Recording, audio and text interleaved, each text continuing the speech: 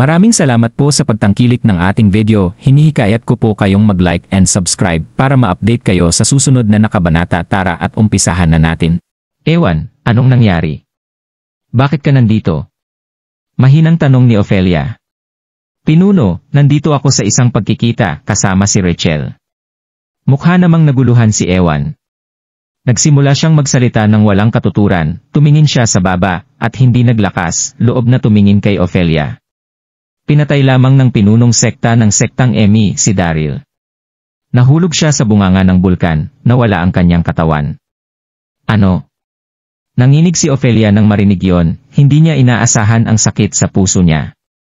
Alang niya si Daryl bilang kanyang alagad, kaya't hindi niya matanggap ang kakilakilabot na balita. Agad niyang tinanong, bakit gustong patayin ng pinunong sekta ng sektang Emi si Daryl? Naputol ang usapan ni Rachel. Pinatay ni Daryl ang Abbess Mother Serendipity, kaya nais siyang ipaghiganti ni pinunong sektang Hansen. Iyon ang buong kwento. Nagpatuloy sa pagsasalita ng bongga si Rachel. Gusto namin ni Ewan na tulungan si Daryl, ngunit sobra kaming mahina. Wala kaming kakayahang gawin yon. Bumuntong hininga si Ophelia. Matagal niyang tinitigan ang bunganga ng bulkan, ngunit wala siyang sinabi. Sa bunganga ng bulkan. Mabilis na nahulog ang katawan ni Daryl, ngunit ang bulkan ay malalim. Marahil ay 100,000 metro ang lalim nito. Hindi nakuhang muli ni Daryl ang kanyang panloob na lakas, at ang sugat mula sa espada ni Jean ay nagpapahina palalo sa kanya. Puno siya ng pagkadismaya habang patuloy siyang nahuhulog. Ayon na yun. Ganito na lang ba ako mamamatay? Hindi ako papayag. Ayokong mamatay. Isang mahabang buntong hininga ang ginawa ni Daryl habang nakapikit ng marahan, hinintay niya na lang ang pagdating ng kamatayan. Ano? Bigla na lang nanginig ang katawan ni Daryl. Dapat ay nahulog na siya sa lava noon, ngunit ang bilis ay biglang bumagal. Nararamdaman ni Daryl ang espiritual na enerhiya mula sa ilalim ng bunganga ng bulkan. Parang iyon ang sumuporta kay Daryl at pinabagal ang kanyang pagbaba. Hindi alam ni Daryl na ang bulkan sa una ay walang anumang lava, at ang kuweba na iyon ay kung saan nagpahinga ang makapanirang langit na palakol. Ang palakol ay inilatag doon sa loob ng hindi mabilang na taon, kaya't ang lugar na iyon ay may malakas na espiritual na enerhiya. Nang kunin ni Donofu ang makapanirang langit na palakol, naging sanhi ito ng panginginig ng langit at lupa, at doon lumabas ang lava. Gayunpaman, kahit na may lava, ang kuweba ay napuno pa rin ng napakalakas na espiritual na enerhiya. Unti-unting bumagal ang pagbaba ng katawan ni Daryl. Bigla, nakakita siya ng isang refleksyon, at agad siyang nakabantay. Malinaw na nakikita ni Daryl ang kanyang nakapaligid na lugar, mayroong kumukulong lava saan man. Gayunpaman, mayroon ding isang puting plataporma ng batong, lunsyan sa malapit, at tumayo ito sa gitna ng lava. Ito ang plataporma kung saan nagpahinga ang makapanirang langit na palakol. Tama yon. Ang makapanirang langit na palakol ay nakalapag sa puting batong, lunsyan na plataporma. Tuwang-tuwa si Daryl na tumawa siya, ang kanyang desperasyon at kawalan ng pag-asa ay nawala kaagad. Kinontrol niya ang kanyang katawan at panay ang landing sa puting batong, lunsyan na plataporma. Hindi niya inaasahan na makakaligtas siya sa pangyayaring iyon. Natuwa si Daryl. Bago nakahinga ng maluwag si Daryl, nakakita siya ng 2 anino na tila bumabagsak sa bilis. Sina Jewel at Debra. Kahit na si Debra ay isang martial emperor, kailangan niyang buhatin si Jewel. Sa init mula sa kanyang paligid, hindi niya ma-balance o mapigilan ang kanyang katawan. Hindi na nag-atubili si Daryl, tumalon siya pasulong, at sa buong lakas niya, lumipad siya paitaas. Ginamit niya ang kanyang kaliwang kamay upang makuha ang maliit na baywang ni Debra, at ang kanyang kanang kamay upang hawakan ang baywang ni Jewel. Dinala niya ang 2 sa puting batong, lunsyan na plataporma. Bang! Sa sandaling lumapag ang kanyang mga paa, pakiramdam ni Daryl ay sobrang hina na niya. Agad siyang naupo na nakapatong ang mga paa, at nagsuka ng isang maraming sariwang dugo. Ang panloob na enerhiya ni Daryl ay hindi pa bumabalik bago pa niya ito muling ginamit, kaya't tumaas ang enerhiya ng dugo. Kapansin-pansin na siya'y nanghihina. Ginoo, hindi kami namatay. Hindi kami namatay. Nagulat at natuwa si Jewel, niyakap niya ang braso ni Daryl, at ang luha niya ay napalitan ng tuwa. Maaaring mukhang emosyonal siya, ngunit masayang-masaya siya. Ngumiti din si Debra, matamis niyang hinawakan sa kamay ni Daryl. Kailangang kontrolin ni Daryl ang kanyang panloob na enerhiya. Tumingin siya sa dalawang ginang at tinanong, bakit kayo bumaba dito? Ang mga mata ni Jewel ay pula habang sinabi niya ng mahina, akala ko patay ka na. Kakilakilabot na lungkot ang naramdaman ko, at ayaw ko na ring mabuhay pa, kaya tumalon ako rito. Tinapik ni Daryl ang ulo ni Jewel nang marinig ang mga salitang iyon. Ngumiti si Debra at sinabi ko sa iyo na susundan kita sa buong buhay ko. Mabubuhay tayo at mamamatay ng magkasama, hindi na magbabago iyon. Wow! Natigilan si Daryl, ngunit napuno ng init ang kanyang puso.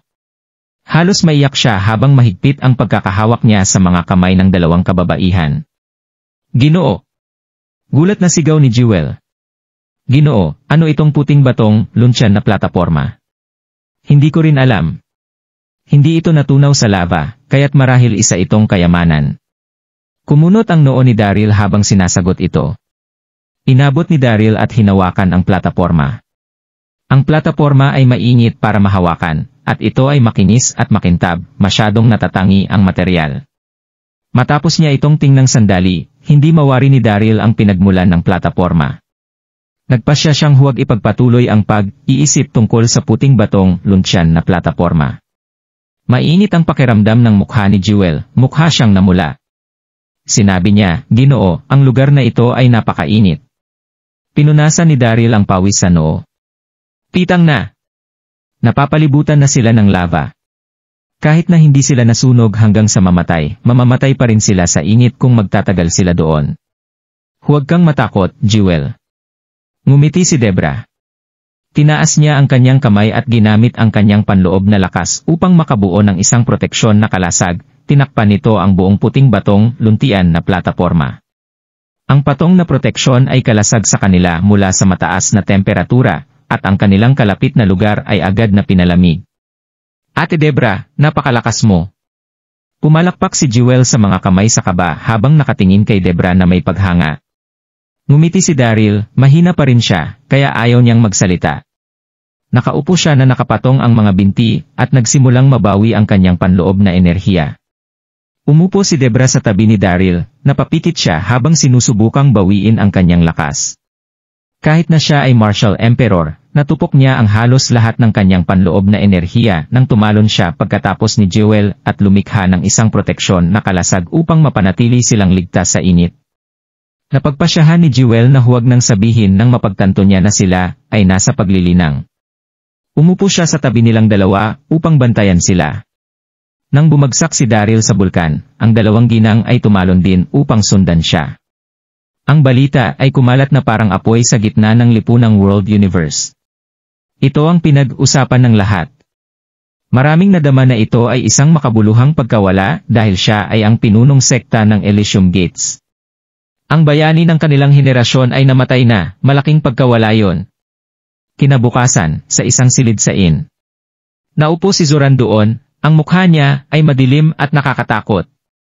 Nakatayo sa harapan niya si Rachel, habang nanginginig ang kanyang katawan. Maliwanag na nag-aalala siya. Nandoon din sina Susan at Sarah, at mukhang sirang-sira na ang itsura nila sa kalungkutan. Hindi naniniwala si Sarah na namatay na si Daryl, hindi mapigilang tumulo ang luha nito. Bang! Tinaas ni Zoran ang kanyang kamay at hinampas ito sa lamesa. Ang solidong mesa na gawa sa kahoy, ay agad na nagpira-piraso. Chiyang na! Alam mo ba kung anong nagawa mo? Sumigaw si Zoran habang nakaturo kay Rachel. Galit na galit siya. Naglakbay si Zoran sa bunganga ng bulkan. Narinig niya ang isang alagad ng sekta ng mga pulubi na nagsabing nakita niya si Ewan at Rachel na kinumbinsi si Daryl papunta sa bunganga ng bulkan. Sinubukan nilang tambangan si Daryl, ngunit hindi sila nagtagumpay. Pagkatapos ay sinulsulan pa nila ang sektang Emi upang salakayin si Daryl. Maaaring sabihin ng isa na ang kanyang nakatatandang anak na babae ay ang naging sanhi ng pagkahulog ni Daryl sa bunganga ng bulkan.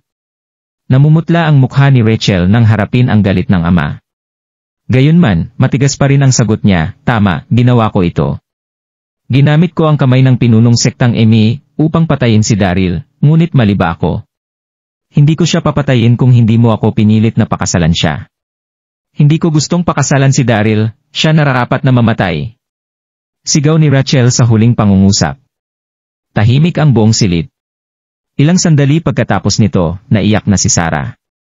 Tiningnan niya si Rachel na hindi makapaniwala. Bakit, ate? Bakit mo sinaktan si Kuya Daryl? Bakit? Karapat, dapat siyang mamatay. Malamig na sagot ni Rachel. Sampal?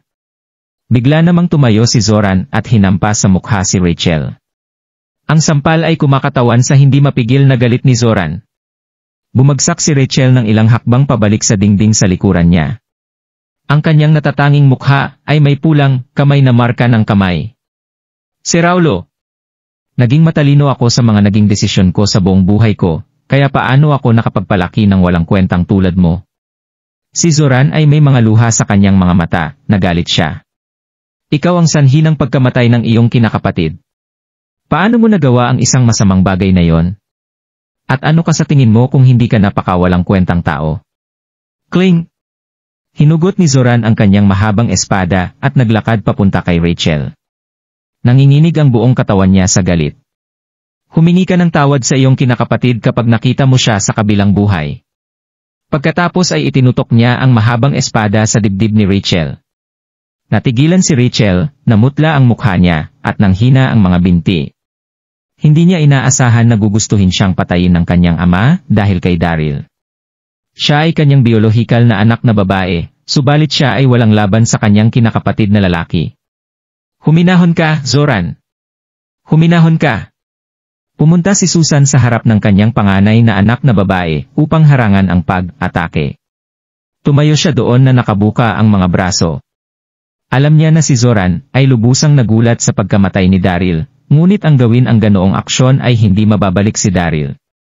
Hindi kinakailangang isakripisyo ang kanilang panganay na anak na babae upang bayaran ang kanyang kasalanan. Mamatay ka na! Sigaw ni Zoran. Nanginginig ang katawan ni Susan habang ang mga mata ay nagniningning ng luha. Marahan niyang sinabi, Zoran, si Rachel ay bata pa, hindi pa sapat ang kanyang gulang, at sa gayon, nagawa niya ang malaking pagkakamali na ito. Maaari mong parusahan sa kahit na anong paraang gusto mo, ngunit mangyaring huwag kang kumilos ng basta-basta. Kailangan mong bigyan siya ng isa pang pagkakataong magbago. Please? Bigyan siya ng isa pang pagkakataon. Saka sino ang makakapagbigay ng pagkakataon kay Daryl? Sino? Patay na si Daryl. Hindi humpa ang galit ni Zora. Isang buhay para sa isang buhay, at patas iyon. Kahit na hindi niya pinatay si Daryl gamit ang kanyang sariling mga kamay, namatay si Daryl dahil sa kanya. Palagi akong naging patas at makatarungan. Walang makakatanggap ng katotohanan ang aking anak na babae ay gumawa ng ganoong kasalanan. Mamatay ka na. Nag-aalala si Susan, kaya agad niyang niyakap ang braso ni Zoran.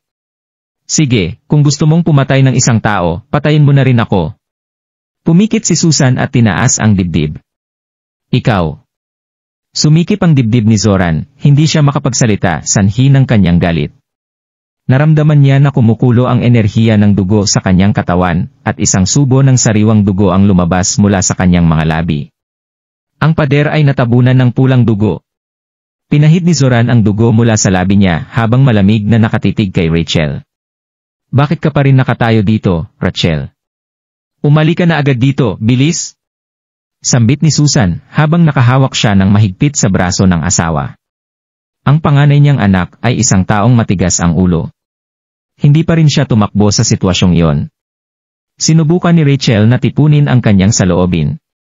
Tumingin siya kay Susan na may luha bago siya tumalikod at sumugod sa labas ng silid. Pinakawalan lamang ni Susan ang kanyang mga kamay nang maramdaman niya na ang kanyang anak na babae ay nakatakbo na palayo. Arf! Galit na galit pa rin si Zoran, sigaw niya habang itinapon sa langit ang mahabang espada. Samantala, sa isa pang tirahan sa New World na lungsod ng Maharlika. Si Ophelia ay nasa isang silid sa ikalawang palapag, at naupo siya roon na may malamig na ekspresyon sa mukha. Puno ng galit ang kanyang mga mata. Narinig din niya ang tungkol sa kung paano nakumbinsi ng kanyang alagad si Daryl sa bunganga ng bulkan, kasama si Rachel. Lumuhod si Ewan sa harapan niya, puno ng takot ang mukha niya. Pinalibutan silang lahat ng iba pang mga alagad. Natahimik silang lahat, walang nangahas na magsalita kahit na huminga. Ang kapaligiran sa buong silid ay matindi ng higit sa anumang paglalarawan. Ewan, ang lakas ng loob mong magsinungaling sa iyong pinuno. Sigaw ni Ophelia habang nanginginig ang kanyang katawan. Una, inatak mo si Daryl, at pagkatapos ay sinulsulan niyo ni Rachel ang hindi pagkakaunawaan sa pagitan ni Daryl at ng sektang Emmy. Sa palagay mo maitatago mo yon sa akin. Ang ilang mga alagad ng sekta nga mga pulubi ay nakita ang ginawa mo kagabi. Paano mo nagawa ang isang masamang bagay na yon? Mukhang bigo si Ophelia, at sumakit ang kanyang puso. Kahit na ano ang mangyari, kapatid mo pa rin si Daryl sa sektang ito. Pinuno. Umiyak si Ewan habang nakaluhod doon. Nagkamali ako, pinuno. Pinilit ng ama ni Rachel na ipakasal siya kay Daryl. Masyado akong nagalit at nawala sa aking isipan, at humantong iyon sa aking paggawa ng malaking pagkakamali na ito. Utang na loob, pinuno. Patawarin mo ako. Tinaas ni Ewan ang kanyang kamay at sinimulang sampalin ang kanyang mukha ng tuloy-tuloy. Sampal? Sampal? Sampal? Naririnig ng lahat ang malinaw na tunog sa silid. Ang ilang iba pang mga disipulo sa gilid ay nalungkot nang makita nila yon. Buntong hininga. Naisip ni Ophelia na naramdaman niya ang katapatan ni Ewan, marahan siyang bumuntong hininga. Wala na siyang ibang sinabi. Kahit na nakagawa si Ewan ng isang hindi mapatawad na kasalanan, siya ay isa sa kanyang may talento na disipulo. Hindi pumayag si Ophelia na parusahan siya ng sobra. Samantala, sa palasyo ng Guangping sa bagong daigdig sa lungsod ng Maharlika. Si Lord Quenibred ay isang ministro na naglingkod sa emperador at nagkaroon siya ng napakalaking tirahan. Sa sandaling iyon, si Monica ay nasa likurang hardin ng kanyang tirahan. Nasisiyahan siya sa mga bulaklak habang nakikipag-usap siya sa ilang mga tagapaglingkod upang mairaos ang kanyang pagkabagot. Tuwing gabi, pumupunta si Monica sa hardin sa likuran upang magbilad sa arawan. Narinig niyang mabuti ito para sa kanyang sanggol. Napakaganda ng panahon sa araw na yon, ngunit hindi masaya si Monica. Makikita ng isa ang pag-aalala na nakaukit sa pagitan ng kanyang mga kilay. Kahit na pumayag siyang manatili sa tirahan ni Lord Kenny, lagi niyang iniisip si Daryl. Pangarap at miss na miss na kita sa lahat ng oras, nasaan ka ba ngayon? Inihahayag ang pagdating ni Prinsesa Yvette, boses ng isang lingkod na umalinggaw-ngaw. Pagkatapos, dalawang babae ang lumakad papunta sa likod ng bahay, sina Yvette at Yvonne. Si Yvonne ay nanatili kasama si Yvette nang higit sa isang buwan, at labis na namimiss niya ang court mistress.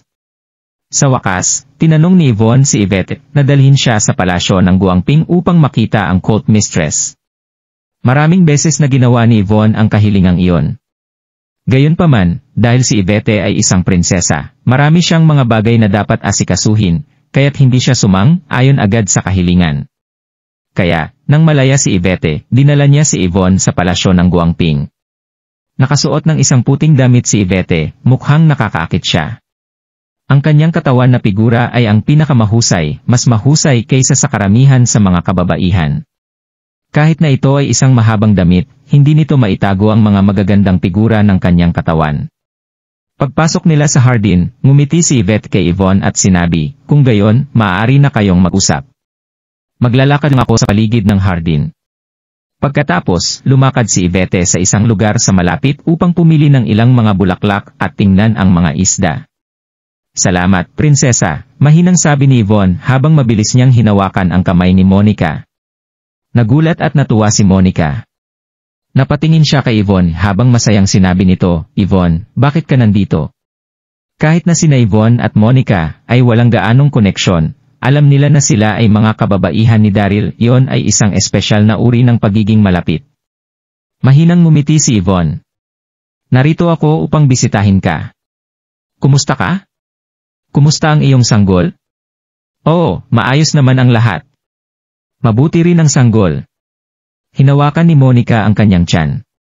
Hinawakan niya ang kamay ni Yvonne, at naiinip na nagtanong, mayroon ka bang balita tungkol kay Daryl? Umiling si Yvonne, punong-puno ng pait ang kanyang mukha. Palagi kong kasama ang prinsesa, pero wala namang balita tungkol kay Daryl. Huminga ng malalim si Yvonne. Noong inatake ng New World ang Donghai City, pinamunuan ni Daryl ang Elysium Gate para ipaglaban ang syudad. Nagawa niya rin talunin ang New World's army. Simula nung kanilang pagkatalo, lahat sa New World ay alam na ang pangalan ni Daryl. Simula noong maging babae ni Daryl si Yvonne, nakulong siya kasama ang prinsesa, hindi siya makaalis. Hindi ako sigurado kung makikita natin siyang muli sa buhay na ito. Nabigo si Monica at hindi niya mapigilang umiyak. Mahal ko, nakabalik na ako. Bigla na lang silang nakarinig ng tawa. Naglakad si Lord Kenny papunta sa Manison, na may ngiti sa kanyang mukha, at may hawak ng baso ng wine sa kanyang kamay. Natigilan si Lord Kenny noong nakita niya si Yvonne. Hindi ba siya yung inaalay ni Florian sa Emperor? Bakit siya nandito? Pagkatapos niyang maisip yon, tumawa ng malakas si Lord Kenny, at sinabi kay Monica, "Mahal ko, hayaan mong sabihin ko ang pinakamagandang balita sa buong mundo sa'yo. Mayroon akong balita tungkol kay Daryl." Talaga? Nang marinig nila yon, naging emosyonal sina Monica at Yvonne.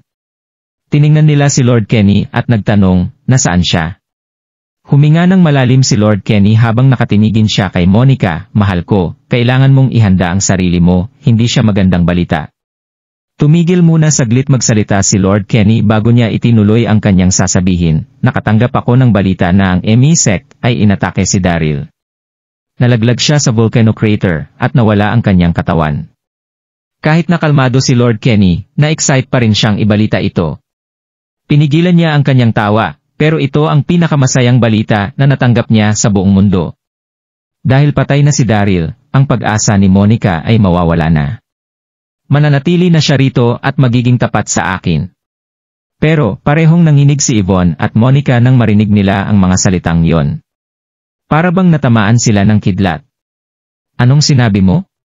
Pwedeng pakiulit, namumula na ang mga mata ni Monica, sinubukan niyang kontrolin ang kanyang emosyon. Huminga ng malalim si Lord Kenny at sinabing, "Mahal ko, kailangan mo nang tanggapin ang katotohanan. Patay na si Daryl." Totoo yon. Maraming tao ang nakakita sa oras na ito. Lahat sa Royal City ay pinag-uusapan ito ngayon. Bigla na lang nadapa si Monica, at para bang mahihimatay siya, pero patuloy na tumulo ang kanyang luha. "Mahal ko," agad na pumunta si Lord Kenny kay Monica at kinuha ang kanyang biwang. "Mahal ko, patay na siya at hindi na babalik. Huwag ka nang malungkot. Huwag kang mag-alala, aalagaan kita habang buhay." Wala nang nasabi si Monica at nakatulala na siya sa malayo. Hindi niya alam ang mararamdaman niya. "Daryl, alam mo bang ikaw lang ang lalaking para sa akin? Handa akong kalimutan ang lahat ng bagay sa mundo para sa'yo. Handa akong sunugin ang Elysian Island para iwanan ang Grandmaster Heaven Cult, pero bakit hindi tayo pwedeng magsama?" "Hindi." Si Yvonne naman na nasa tabi niya, umiiyak. Parang nawasak ang kanyang puso. Ang mga imahe galing sa nakaraan ay pumasok sa isip ni Yvonne na para bang pelikula ito. Minahal ni Yvonne ang Worship of Crystal at gumasto si Daryl ng $1 milyon para bilhin yon sa auction ni Roger. Malala ang disgrasya ni Daryl sa Lion Slaughtering Conference. Pumayag si Yvonne na pakasalan si Jeremy para iligtas si Daryl.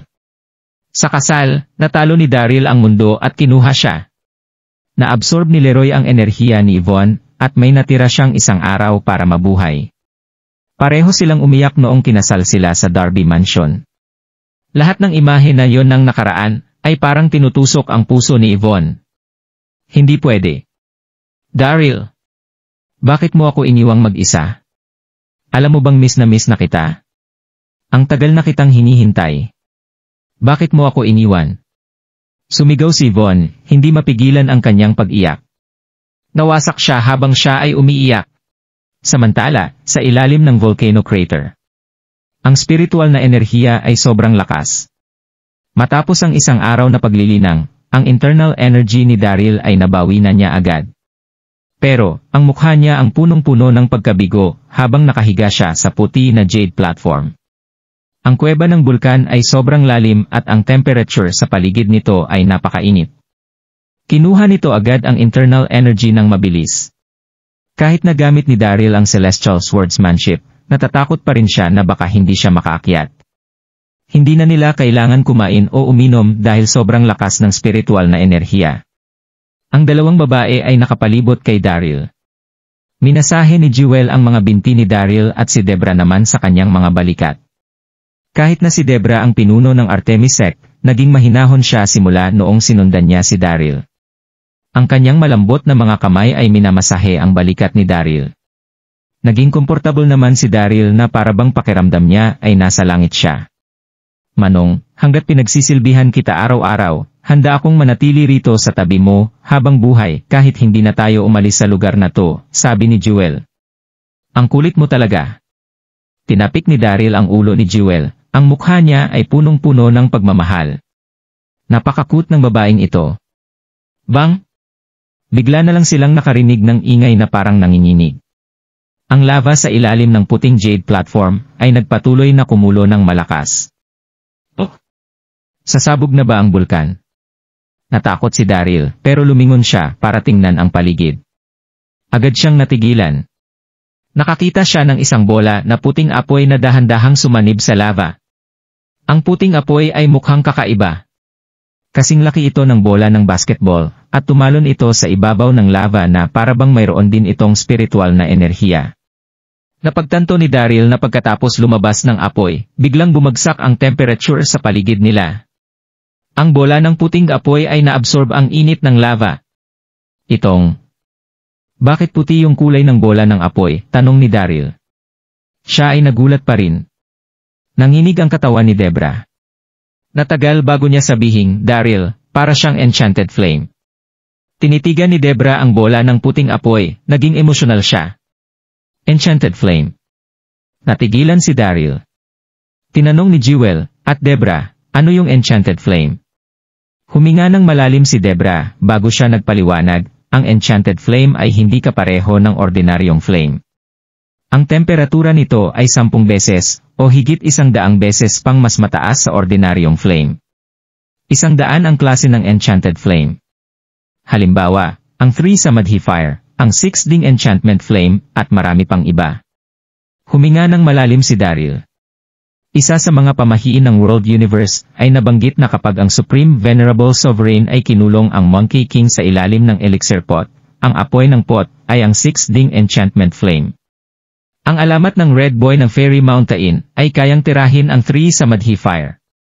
Pagkatapos, ano namang meron sa bola ng puting apoy? Anong klaseng enchanted flame ito? Patuloy na tanong ni Daryl. Kinagat ni Debra ang kanyang labi habang siya ay sumagot, mayroong listahan ng mga klase ng enchanted flame, at may record ito ng 100 klase ng enchanted flame. Ang 3 Samadhi Fire ay pang-5 sa una, at ang 6 Ding Enchantment Flame naman ay pang-11.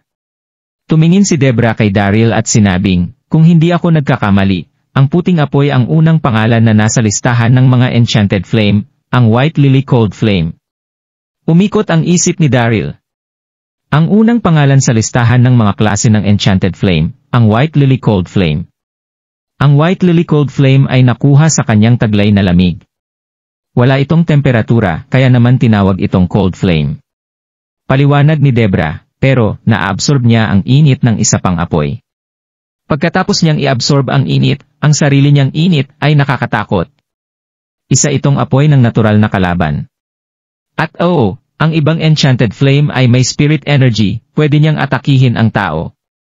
Natigilan si Daryl, tumingin siya sa White Lily Cold Flame. Nasa tabi niya si Jewel at ang mukha nito ay punong-puno ng katanungan. Lumipad ang White Lily Cold Flame sa hangin ng ilang oras bago ito nawala sa lava. Hindi nila ito pinansin. Kahit anong kapangyarihan ng White Lily Cold Flame, hanggat hindi nito nararating ang kulay puting jade platform, hindi sila nito kayang saktan. Pagkatapos, lilitaw ang White Lily Cold Flame araw-araw sa gitna ng lava. Parang isang maliit na pixie, kapag naabsorb na ang enerhiya galing sa lava, naging masaya saglit, lulubog na ito ulit pabalik sa lava. Kada oras, bago lumubog ulit ang White Lily Cold Flame sa lava, tatalbog ito sa gilid ng kulay puting jade platform. Mananatili ito sa lugar kung saan may 10 talampakan ang layo sa kulay puting jade platform, titigil ng sandali, at para bang gusto nitong tingnan si Daryl at ang dalawang babae. Noong araw nang yon, ang White Lily Cold Flame ay lumitaw ulit. Umupo si Daryl na nakadekwatro sa kulay puting jade na lamesa, habang naglilinang ng pure energy scripture. Ang Pure Energy Scripture ay ang scripture na nakuha ni Daryl noong nag-alay siya ng malaking halaga sa donation drive sa Hexad School. Ang internal energy ni Daryl ay naging pure energy nang dahil sa scripture. Kapag napapaligiran ka ng lava, mayroong bagong interpretasyon si Daryl sa pure energy cultivation niya. Ang internal energy ay mas naging puro. Maya-maya, nakamit na niya ang pagiging level 4 Martial Saint. Bang! Tumalo ng ilang beses ang White Lily Cold Flame sa air. Para bang naakit ito kay Daryl. Hindi ito lumubog sa lava tulad ng dati pero naging kulay puti itong ilaw at kuminang ito kay Daryl. Ang target ng White Lily Cold Flame ay ang tiyan ni Daryl. Sush! Natunaw ang White Lily Cold Flame sa isang malaking butas na dapat ay shield ito na ginawa ni Debra. Matapos ang isang segundo, lumipad ito sa harapan ni Daryl. Daryl, umilag ka. Manong. Ang bilis ng pangyayari, sumigaw ng malakas si Debra at Jewel noong makita nila ang nangyari. Noong narinig ni Daryl ang kanilang sigaw, agad na binuksan ni Daryl ang kanyang mata at nagulat nung nakita niya ang White Lily Cold Flame na papunta sa kanya. Gusto niya itong iwasan. Pero, ang bilis ng White Lily Cold Flame at huli na ang pag-iwas ni Daryl. Bang! Pumunta ang White Lily Cold Flame sa tiyan ni Daryl. Nagulat ang katawan niya at ang buong katawan niya ay naging kulay pula. Arf! Sumigaw si Daryl at nahulog sa sahig. Naramdaman ni Daryl na parang nasusunog ang buong katawan niya sa loob at sa labas. Hindi niya maipaliwanag ang kanyang nararamdaman. Natigilan si Debra and Jewel.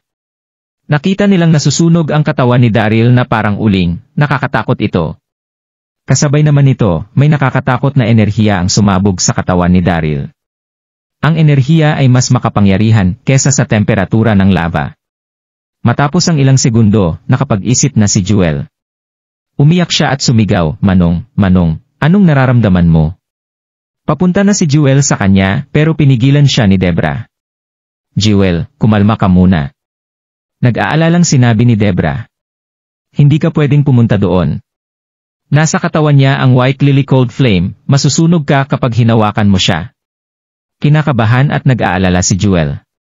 Umiyak siya at nagtanong, bakit pumasok sa katawan niya ang White Lily Cold Flame? Noong mas uminit ang katawan niya, nawawala na siya sa kanyang sarili. Hindi niya mapigilan ang malakas na pagsigaw. Kumunot ang noo ni Debra at sumigaw kay Daryl, Daryl, bilisan mo. Paganahin mo ang Pure Energy Scripture. Ang White Lily Cold Flame ang unang enchanted flame sa buong mundo. Mayroon itong supreme yang energy. Ang Pure Energy Scripture ni Daryl ay isang yang energy din. Naakit siguro ni Daryl ang White Lily Cold Flame noong naglilinang siya ng Pure Energy Scripture. Habang may spiritual energy ang White Lily Cold Flame, gusto niya rin i-absorb ang pure internal energy ni Daryl. Tama, ito siguro ang rason. Ang tanging paraan para maging host si Daryl ay kailangan sumanib siya sa White Lily Cold Flame. Ang tagumpay nito ay nakasalalay sa determinasyon ni Daryl. Naging emosyonal at nag-alala si Debra. Patuloy siyang nakikipag-usap kay Daryl. Pwede mo lang paganahin ang pure internal energy at sumanib sa White Lily Cold Flame ngayon. Kailangan mong magtagumpay. Hihintayin kita. Hindi ako mabubuhay kung mamamatay ka. Hihintayin kitang maabsorb ito. Daryl, kumapit ka lang. Kailangan mong maabsorb ang enchanted flame na yan. Naiiyak na si Debra habang sinasabi ito, at parang nawasak ang puso niya. Nanatili ang White Lily Cold Flame na pinaka hindi ka panipaniwalang enchanted flame sa buong mundo. Masusunog ang sino mang lumapit dito. Muntik nang hindi kayanin ni Daryl ang nangyayari. Nahihirapan na siya. Ang init. Ramdam na ramdam niya ang pagkainit, ang buong katawan niya ay parang pinapakuluan sa sobrang init. Ang nararamdaman ni Daryl ay para bang sinusunog ang kanyang laman loob. Hindi niya makalilimutan ang pakiramdam na ito buong buhay niya. Manong, kumapit ka lang, sigaw ni Jewel, kulay pula na ang kanyang mata. Tagaktak na ng pawis ang mukha ni Daryl. Nasunog ang buong katawan niya, hindi na niya kayang tiisin ito.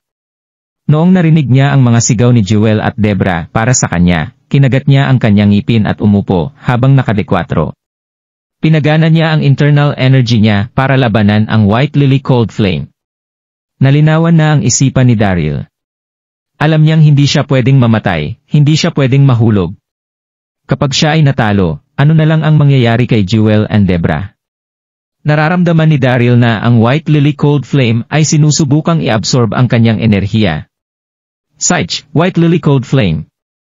Tingnan natin kung mas malakas ka o mas malakas ang pure internal energy ko. Ang mga mata ni Daryl ay kulay pula na. Habang tinitiis niya ang sakit na galing sa init ng kanyang katawan, pinagana ni Daryl ang kanyang pure energy scripture at nagsimula ng makipaglaban sa White Lily Cold Flame. Hi! Naglaban ang dalawang enerhiya para maabsorb nila ang isa't isa. Pero pareho silang hindi nagtagumpay at patuloy na naglalaban. Mahigpit na hinawakan ni Jewel ang kanyang kamay habang nag-cheer siya kay Daryl. Manong, kaya mo yan. Kaya mo yan.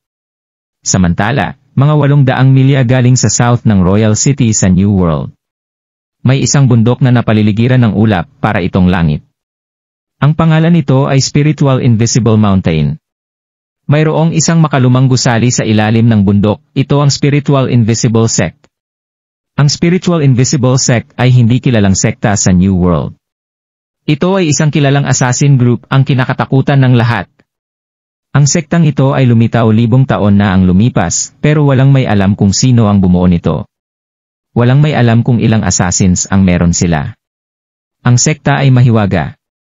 Mayroon silang mga pinatay na elite members na galing sa New World.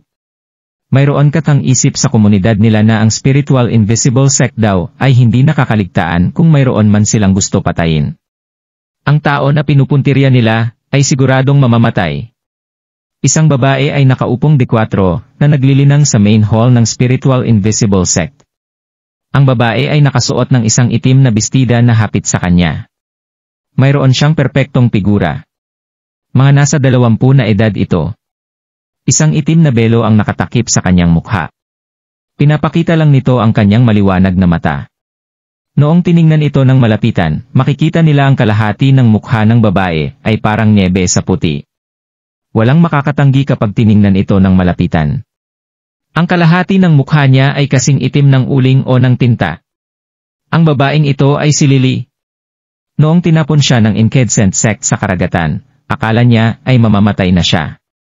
Hindi niya akalain na ililigtas siya ng pinuno ng Spiritual Invisible Sect. Tapos, sumali si Lily sa Spiritual Invisible Sect at tinanggap na pinuno ang Sect Master. Nagsikap siya para sa kanyang paglilinang.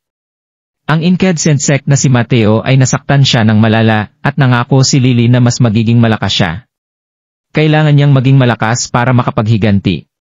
Naglilinang si Lily tuwing umaga at gabi, ang kapangyarihan niya ay talagang lumakas.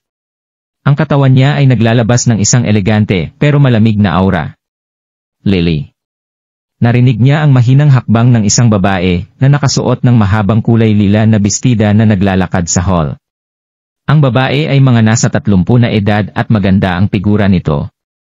Ang ganda niyang babae. Pero malamig ang kanyang mga mata at ang kanyang katawan ay naglalabas ng kakaibang lamig.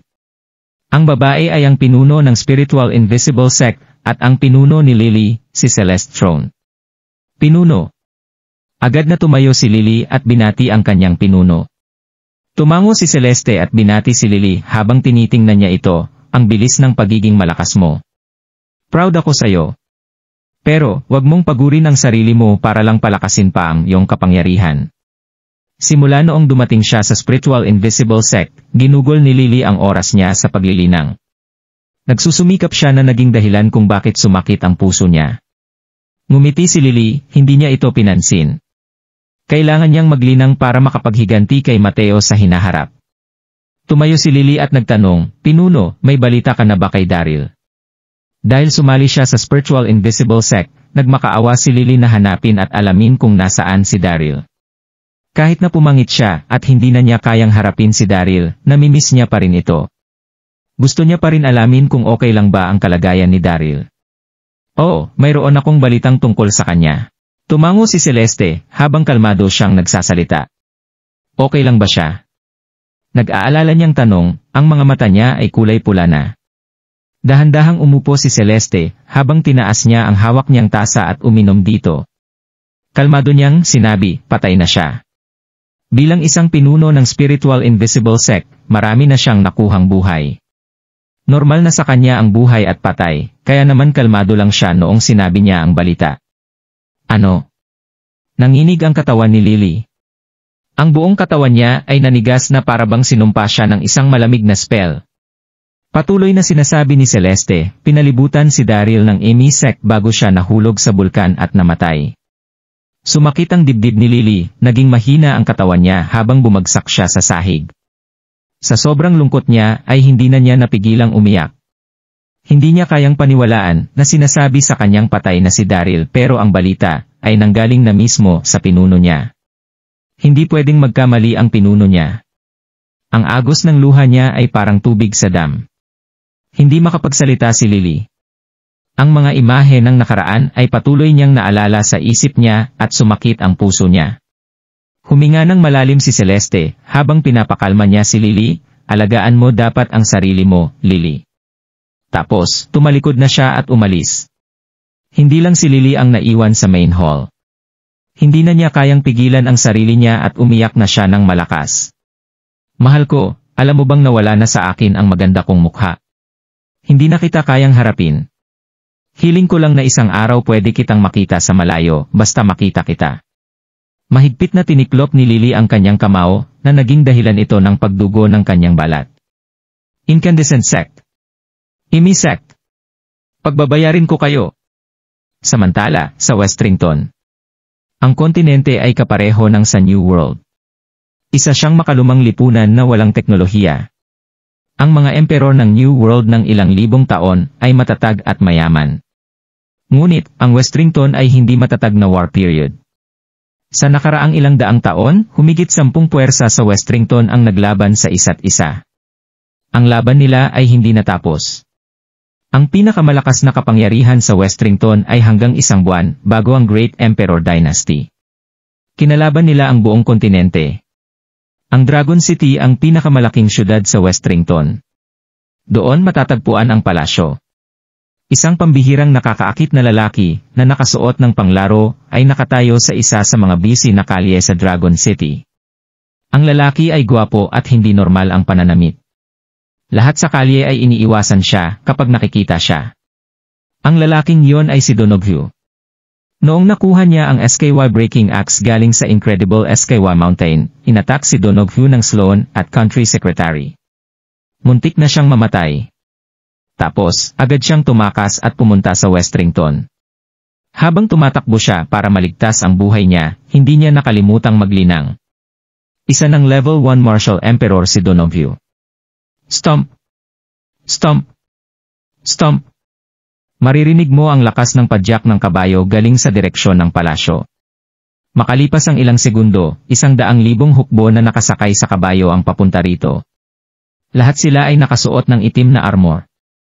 Kahit na malayo pa lang sila, mararamdaman mo na gusto nilang pumatay. Nakita ni Donoghu ang isang itim na hayop na lobo ang nakaukit sa logo ng isa sa mga helmet ng nasa hukbo. Ito ang marka ng Great Emperor Dynasty. Ang Black Wolf Rider Army. Ang Great Emperor Dynasty ay umaasa sa hukbo ng Black Wolf Rider Army para talunin ang Westrington. Ang mga Honor Guards ay nasa likod ng Black Wolf Rider Army. Maliban sa Honor Guards, 16 na nakabayo ang nasa isang malaking karwahe. Mukha itong maganda, pangmayaman at malaki. Ang tao sa loob ay ang pinuno ng Westrington, ang Westrington Emperor. Wow! Ang mga tao sa kalye ay agad na lumuhod sa sahig. Lahat ay kagalang-galang at takot sa parehong oras. Tapos, binati nila ang taong nasa loob ng karwahe. Magandang buhay, pinuno! Mabuhay, pinuno! Ang boses ay sobrang lakas na parabang kaya nitong kalugin ang langit. Ang mga tao sa kalye ay nakaluhod, kahanga-hanga ito. Gayunpaman, isang figura ang nanatili sa kanyang paa. Ang lalaking ito ay si Donoghu. Anong karapatan mo? Bakit hindi ka lumuhod at yumuko sa pinuno? Isang Royal Guard ang agad na pumunta kay Donoghu at pinagalitan ito habang nakatingin sa kanya. Ang general na ito ay si Jaden Watt at isa siyang Level 2 Martial Emperor. Lumuhod. Ang ngiti ni Donoghu ay naging malamig. Ang isang lalaki ay luluhod lamang para sa langit, sa mundo at sa kanyang magulang. Simula nung nasira ang pamilya Dixon, wala nang sinuman sa mundo ang luluhuran ko. Tapos, tumalikod si Donoghu at umalis, hindi niya tiningnan si Jaden. Isang mapagmataas na lalaki. Galit na galit si Jaden, pinosisyon niya ang kanyang pana at sinabing, "Anong karapatan mong bastusin ang pinuno? Dapat sayo ay mamatay." Tapos, tinira ni Jaden ang kanyang pana sa hangin. Bang! Isang malakas na enerhiya ang sumabog galing sa katawan ni Jaden, habang ang mahabang pana ay tinira niya sa hangin at diretso itong pinuntirya sa likod ni Donoghu. Ang hangin ay umikot, ang paligid ay nakakatakot. Hindi na bahala si Donoghu kahit na nakita niya ang atake ni Jaden. Bang! Narinig ng lahat ang malakas na ingay bago nila nakita ang SKY Breaking Axe sa kamay ni Donoghu. Ang SKY Breaking Axe ay kasing liwanag ng araw. Wow! Anong klaseng sandata yon? Ang lakas ng aura nito. Lahat ng tao sa Kyle hanggang sa hukbo kahit na ang Westrington Emperor na nasa karwahe ay nagulat. Roar! Walang sinabi ni isang salita si Donoghu. Tinaas niya ang kamay niya at isang malakas na roar ang narinig galing sa SKY Breaking Sword. Isang maliwanag na ilaw ang sumunod matapos nito. Wala nang oras si Jaden para magkaroon ng reaksyon, ang makinang na liwanag ay agad na inatake siya. Arf! Sumigaw si Jaden habang hinagis siya ng hangin sa dagat ng dugo. Tinapon siya patalikod mga 100 talampakan ang layo at bumagsak sa city wall. Para itong tambak ng lupa habang tumutulo pababa. Noong bumagsak siya sa lupa, ang katawan ni Jaden ay naghiwa-hiwalay. Namatay siya agad-agad. Ano? Isang aksyon lang ang nangyari. Isang aksyon lang ang nangyari pero natalo niya ang sikat na si Jaden. Lahat ng tao sa syudad ay nagulat. Ang batang lalaki na nasa harapan nila ay may nakakatakot na kapangyarihan. Hawak siya ang sandata. Yun ba ang sandata na lumabas muli sa New World? Tumayo ang Westrington Emperor, natigilan siya. Ang daming emosyon sa kanyang mga mata. Hindi lang ako lumuhod, mamamatay na ako. Ang taong luluhuran ko ay hindi pa ipinapanganak, kalmadong sinabi ni Donoghu, habang tumalikod siya, naghandang umalis. Sandali. Bigla na lang nagsalita ang Westrington Emperor. Ang Emperor ay nakasuot ng isang Golden Dragon Robe, at ang aura ng kanyang katawan ay nakakatakot. Ngumiti ang Westrington Emperor at dahan-dahang sinabi, "Bata, nakikita kong matapang ka, at makapangyarihan. Handa ka bang sumali sa akin at sabay na bumuo ng hinaharap?" Desperado na ang Westrington Emperor habang sinasabi niya ito, desperado niyang kailangan ang isang magaling na miyembro. Kahit na sinakop niya ang buong Westrington, may mas mataas pa siyang ambisyon. Gusto niyang lumawak ang kanyang kapangyarihan para masakop ang iba pang kontinente. Ang sandata ay na kay Donoghu, kaya naman siya talaga ang kailangan dahil magaling siya. Bumuo ng hinaharap. Kumunot ang noo ni Donoghu. Ang Westrington Emperor ay nagpatuloy magsalita at sinabing, "Hanggat ikaw ay pumapayag, pwede kitang maging Chancellor at ikaw ang mamumuno ng 3 hukbo. Kailangan mo lang akong sagutin. Ano sa tingin mo?" "Ano?" "Chancellor." Ang paligid nila ay biglang naging magulo. Ang Chancellor ay isang mataas na posisyon. Maraming mata ang nakapokus kay Donoghu, ang mga nila ay kumikinang na parang may sorpresa at pagiging komplikado. Tumigil sandali si Donoghu habang tumitingin siya sa Westrington Emperor. Tapos, ngumit siya at tumango. "Sige." Sa wakas ay naintindihan na ito ni Donoghu. Nasa kanya ang sandata kaya natural na magiging sikat siya sa buong mundo. Isang magandang oportunidad ang lumitaw sa harapan niya, dapat niya itong pahalagahan. Tumawa ang Westrington Emperor, natuwa siya nung pumayag si Donoghu sa gusto niya. Tumingin siya sa langit at tumawa. "Magaling? Magaling? Simula ngayon, ikaw na ang kanang kamay ko. Ang buong mundo ay kontrolado mo na." Habang nagsasalita siya, lahat ng tao sa kalye, at ang hukbo, ay lumuhod at sabay-sabay sinabing, "Mabuhay, pinuno. Mabuhay, Chancellor."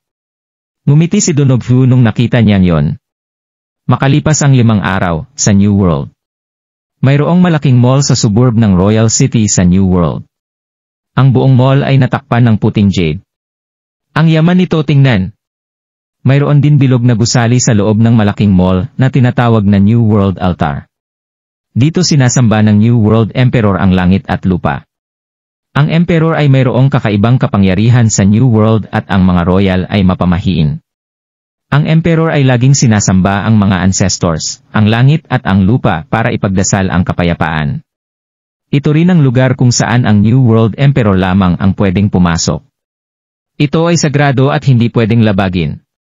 Kahit na ang mga hukbo na nagbabantay sa lugar ay hindi pwedeng pumasok. Pwede lang silang tumayo at bantayan ang labas. Walang sinuman ang nagbabalak na lumapit sa New World Altar. Ang New World Emperor ay nagkaroon ng utos na papatayin ang kung sino man ang lumabag sa batas. Hating gabi na, ang buwan at mga bituin ay maliwanag na sa langit. Dalawang figura ang pumasok sa loob ng New World Altar. Sa ilalim ng ilaw ng buwan, malinaw na makikita ang isang lalaki at isang babae. Ang lalaki ay mukhang matalino at ang babae naman ay may perpektong figura. Ito ay sina Ewan at Rachel. Noong gabing yon, nagkaroon sila ng sikretong pagkikita. Alam nilang walang sinuman ang lalapit sa New World Altar, kahit kaunting milya pa yan. Ito ay pinakamagandang lugar para magkita sila at mag-date. Agad naman silang nagyakapan nang magkita sila. Ewan, gusto akong patayin ng tatay ko para bumawi sa buhay ni Daryl. Ayoko nang manatili sa pamilya ko. Pakiusap, itanan mo na ako. Mahinang sinabi ni Rachel. Ang mukha ni Ewan ay mukhang nalilito. Rachel, alam ng pinuno ko na tayo ang may kasalanan, bakit namatay si Daryl? Nagmakaawa ako sa kanya para patawarin niya ako. Gusto kitang isama pero saan tayo pupunta? Sa kapangyarihan natin, wala tayong pwedeng punatahan kapag iniwanan ko ang pinuno ko at iniwanan mo ang pamilya mo. Hinalikan ni Ewan si Rachel bago siya magpatuloy magsalita. Rachel, galit ang tatay mo at yon ang dahilan kung bakit gusto kanyang patayin. Huwag kang mag-alala, tatay mo siya, paano kanya papatayin? Sa tingin ko mawawala rin ang galit niya.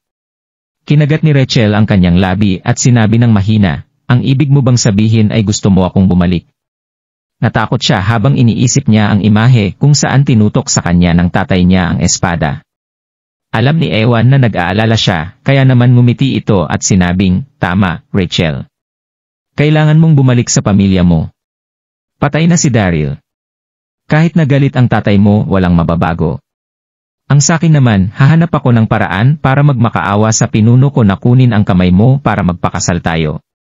Hinila ni Ewan ang kanyang kamay at patuloy siyang pinakakalma, magtiwala ka sa akin, bibigyan kita ng magarbong kasal. Okay, sige. Natuwa si Rachel habang sumandal siya sa balikat ni Ewan.